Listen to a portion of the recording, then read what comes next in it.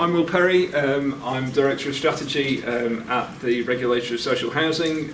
Those of you who follow these things intimately will know that we do this bizarre kind of hokey-cokey thing whether regulation is independent or whether it's in with somebody else or out again, and we're currently out.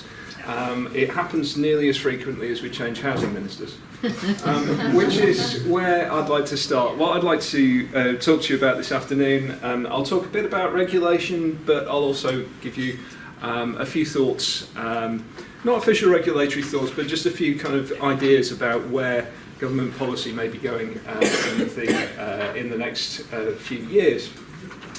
You'll be aware that this session was originally due to be just before Christmas, and certain events happened just before Christmas, which meant that firstly I couldn't do the session because we were in the restricted period before elections when public servants aren't allowed to say anything.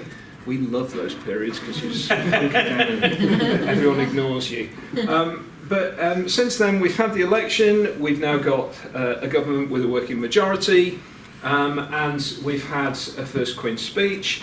We're now looking towards a budget and a spending review, and hopefully, regardless of your political views, having a stable government with the ability to do things, certainly from the point of view of being I'm not quite a civil servant, but working in central government, having people who are prepared to think slightly longer term and actually take some decisions is a more comfortable place to be in. Even if you don't like what decisions are being made, at least something is happening, which is a bit different from where we've been in some areas for the last couple of years. So these are the priorities that were in the Queen's speech, and I think from these you can get some good ideas about what we're going to be seeing in government direction and policy over the next few years. So it was announced that there would be building safety and fire safety bills. Those, I think everyone can understand where those have come from. Exactly what will be in them, not quite sure at the moment, but they are likely to be quite far-reaching, and they are likely to touch on social housing, but also on all other types of building. It isn't a social housing building safety bill, it's a building safety bill. So if you've got a hotel, if you've got a hospital, there will be things in there that will affect you. More pertinently, though, and more directly related to us, there is the promise of a social housing white paper. For those of you who maybe have lives, the sequence of the way legislation comes about is that government publishes an ideas paper, that's a green paper, and it gathers views on that. Then it puts out a white paper, which is essentially a kind of skeleton of what's intended to be in legislation. So this is the kind of second stage of that. The green paper goes out and gathers views. The white paper is government's response to what it's consulted on. And then on the back of that, any legislation that comes out takes the form of a bill initially, which is then debated in Parliament and may be passed into an act, at which point it becomes law. So we're at that kind of here are the definite ideas stage. We've been waiting for this for a very, very long time.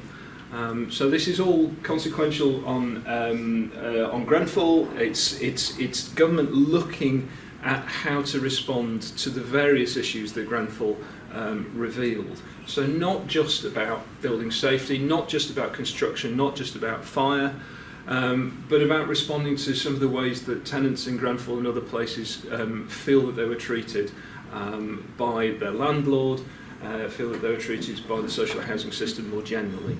So I think within that we will see, and these are the themes that came out of the Green Paper, there will be stuff around tenant empowerment and redress. So how does a tenant engage with their landlord? What can they expect in return when things go wrong? And they inevitably will. This isn't about saying that the system must be absolutely bomb-proof. It's about how you respond when things do go wrong. There's a rather vague reference to better regulation, which strikes fear into my heart, because if something isn't defined, better could mean practically anything. But I think that is going to be something related to those tenant questions. I don't think we're talking about shifting away from governance and viability regulation and all the economic stuff we do, because that has value in different areas. I think this is about additional stuff on the consumer side, shifting the focus of what we do there. And there's also reference I suspect, to quality of accommodation, quality of services, and also inevitably something about supply. Now, most of you will have spotted that those objectives are going to be in tension. You only have a limited pool of resources, a limited number of things that you can do with those resources, and there will have to be trades between them. But I think those 4 areas are probably the areas that we are going to see in a white paper as and when it emerges. Do not ask me to predict when it's going to emerge. I gave up doing that sort of thing about 18 months ago when all my deadlines passed. It's a bit like a certain other political event. There was also a promise in the Queen's speech about a renewed affordable homes programme, including a reformed shared ownership model and a consultation on something called first homes. These are in no way similar to starter homes, not at all. They involve discounted sale to first-time buyers, but that is not the same in any way to...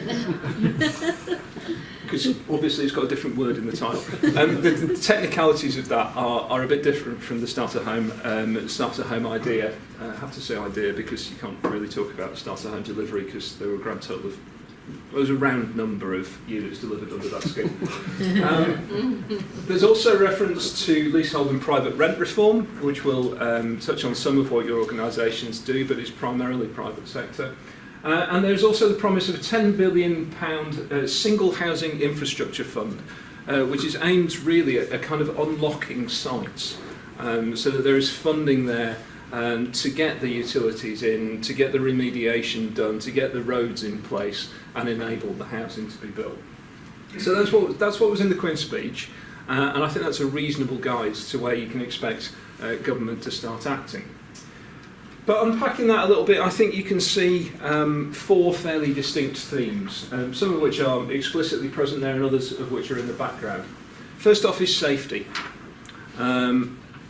For understandable reasons, safety is a huge priority, and everything that has happened since Grenfell has just focused on that. So you look at the number of instances that there have been of different types of buildings being discovered to have flaws in them, whether that's in their original construction or things that have happened subsequently. And I think all of us who engage with landlords who are doing asset management work are finding that understanding of buildings is maybe not as great as we expect it is. We might expect it to be. That basic knowledge about exactly what lies under the skin of a building, in some cases, is quite weak. So there's the theme around safety. There's a theme around ownership. If you, like me, frequently read the Daily Mail. If you, like me, have read a story that somebody sent you from the Daily Mail, and there's apparently a dispute in government going on about the balance between ownership and investment for rent, and that is always there. But if you listen to Robert Jenrick, the Secretary of State, he very clearly has an emphasis on ownership, whether that's outright ownership or whether it's shared ownership. He's trying to encourage home ownership one way or another. He's a very conventional conservative in the sense that he believes that ownership of properties is a very important thing. So we will see more emphasis on ownership. We will also see more emphasis on accountability. You can see that in what's been floated around building safety. You can see it in the tenant redress. It's about who is responsible and accountable for these services, for these tenant interactions, for these buildings, for the maintenance of this. Who is accountable? Who can I get in touch with and hold issues to account, hold them to account about issues which are presented, whether that's service, whether it's quality, whether it's safety. And I think we will see that developed further in the white paper. And underpinning all of this is the government's commitment to net zero carbon by 2050. And housing inevitably is quite a substantial part of that, whether it's existing stock or new build. I think that there will be more criteria around that kind of thing in the Affordable Homes Programme and potentially in legislation or standards around existing stock, both within the social sector and in the private sector. So 4 themes there that I think all of us will be working with over the next few years. So what are we concerned about specifically as regulator in the sector? These are the 4 areas that we pulled out in the sector risk profile, which we published back in the autumn. And I think they interact with those 4 themes and with the government's policy agenda. We are very concerned around health and safety compliance. We are concerned at the level of referrals that we're receiving and at some of the things we find when we start probing in organisations. It's an open secret that the number of self-referrals goes up quite quickly when we announce we're going to do an IDA on somebody. All of a sudden, you know, the dusty files are opened and you discover that you don't have a up-to-date Legionella assessment for everything. We are concerned that there are aspects of the safety culture in the sector that could be improved, and about the governance of safety. How does a board, how do councillors know that the stock that they are responsible for is safe?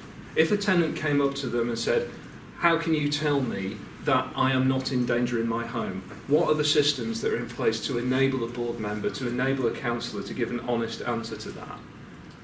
And it's quite likely that in many organisations you cannot give a comprehensive answer to that.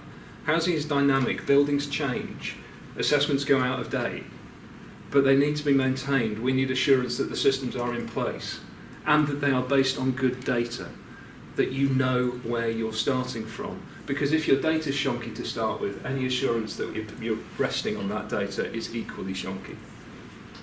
We're concerned about stock condition and asset management. This is partly about some of the fire agenda, but it's also about what we've seen in the financial forecasts that we've received. There was quite a dramatic reduction in major repairs expenditure following the rent cuts. So the first response for many organisations was less income, therefore reprofile major repairs. We haven't seen that bouncing back yet. That would apply that either you've all found fantastic efficiencies in the way that you are doing major repairs, or you've stretched your component lives. And that could mean that things are wearing out and you're not noticing them. It also links to the data point. Do you know actually how good quality your stock is? Are you confident that where you've cloned stock condition data that it is applicable? Have you kept good records of exactly what was maintained and how? Do you know what was built and when? There's a trend underlying this which was pointed out to us by a couple of the not entirely uninterested consultants to the sector, that if you look at the age profile of stock in the sector, you have a big bubble or a big hump in the age profile of stock that was built in the 3 decades post-war. That's stuff that is wearing out now. Not just that the boilers are wearing out, the kitchens are wearing out, the roofs and walls are wearing out. Has that stock been maintained effectively? Has there been preventive maintenance on it? Does everyone know how good that stock is? So we've got a question around stock condition and asset management. We always put in concerns over development and sales, and we make no apology for that. We will always put in development and sales because it is a major risk for a property organisation. It's what soaks up cash. If you're going to go broke, it won't be because you've failed to collect your rent. Well, it would be if you failed to collect your rent, but it's likely to be something to do with overextending yourself in development and getting some of that wrong. If you expose yourself to the market through sales, there's more risk factors there.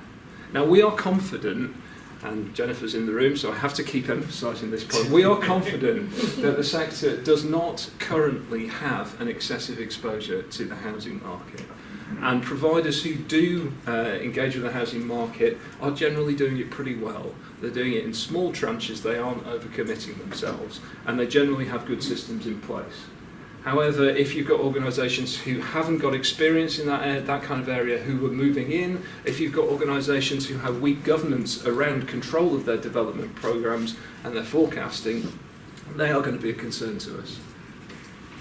So development and sales will always be there. And we mentioned reputation in the sector risk profile, and this is something that you can't entirely control.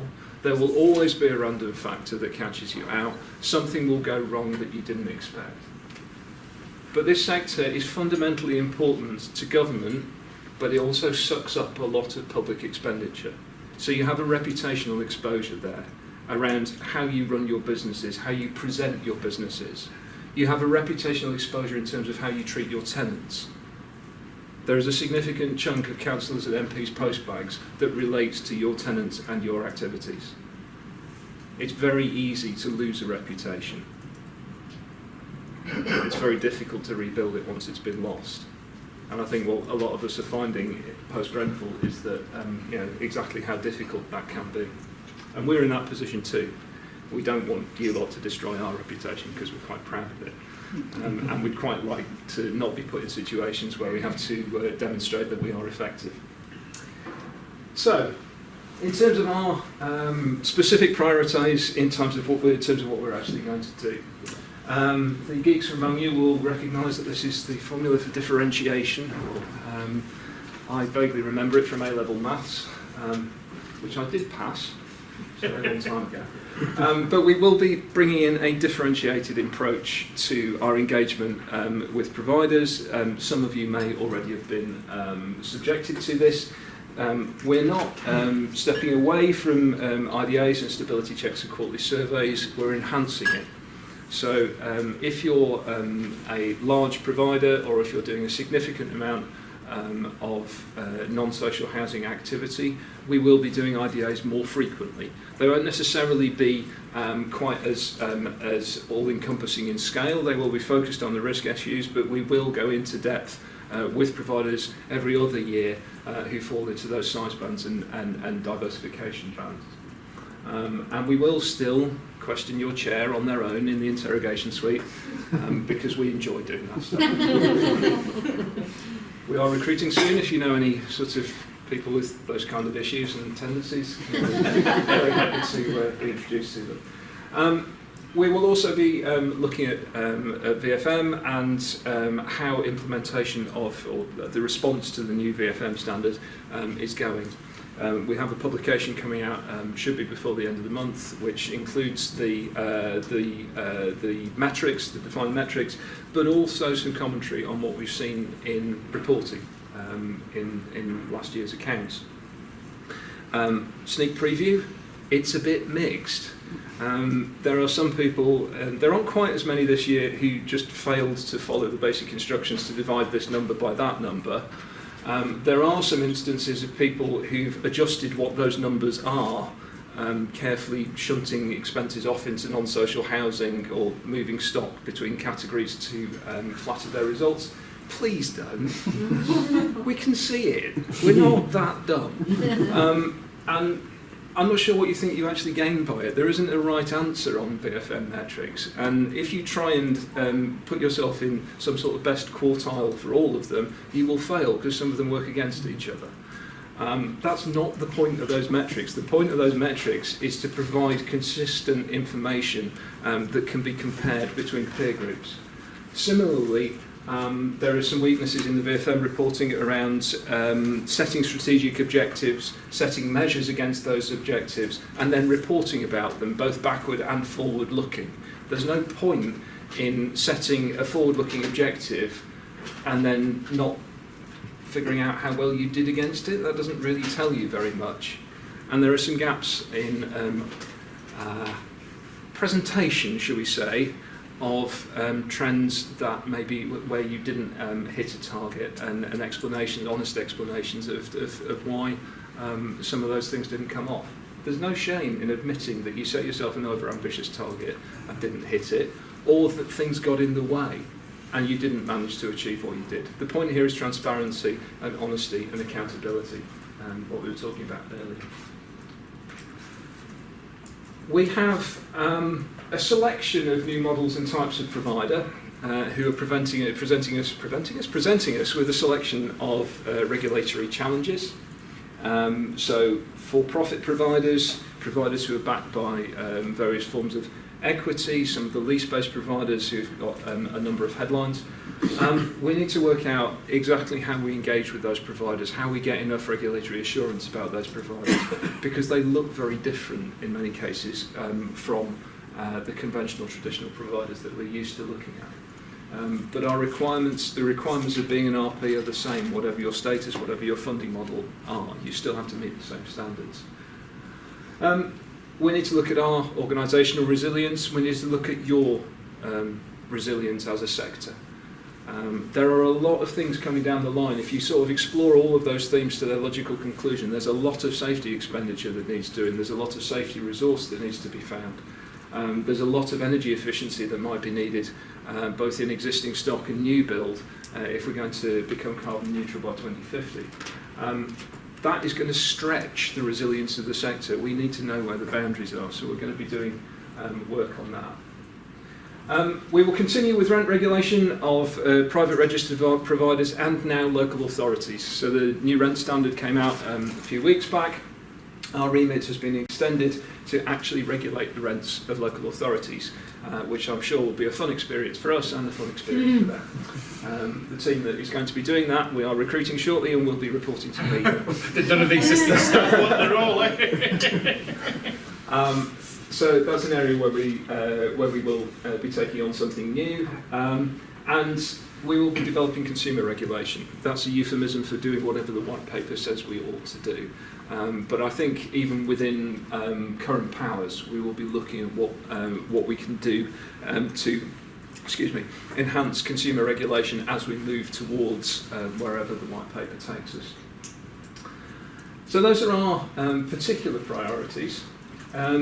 I mentioned the rent standards. This is the one where we've had the most change. Applies to both local authorities and private registered providers. We're just doing what we're told, so don't blame us. The government, the Secretary of State, directs us on what rent should be. We don't come up with the formula, we don't come up with the index, we don't come up with the exceptions and exemptions. Those are determined by the Secretary of State. We get a direction, we consult on our implementation of it. So the starting point for most social and affordable rents will be the position at the end of the Welfare Reform and Work Act's rent reduction period, so end of March this year. New build rents will be according to formula or affordable criteria. That is the same as previously. Please remember that market rent in the affordable rent context includes service charges. Thank you. And the maximum annual increase, CPI plus 1 for the next 5 years. I haven't picked up any signs that government intends to move away from that, but never say never. But it's there as a commitment for now. And all the exemptions are, there's no changes to the different types of exemptions for various types of supported housing, intermediate rent, and so on. So that's the rent standard. I can go back and say I talked about it. What we're doing in terms of consumer regulation, we are expecting the white paper soon.